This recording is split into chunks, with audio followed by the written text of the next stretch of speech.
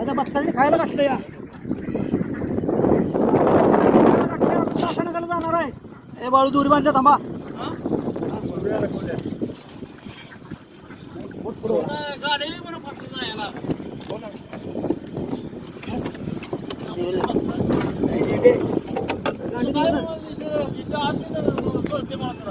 रस्त्याने गाडी पळवायची रस्त्याने गाडी पळवायची इकडनं काय केलं इकडनं असं काय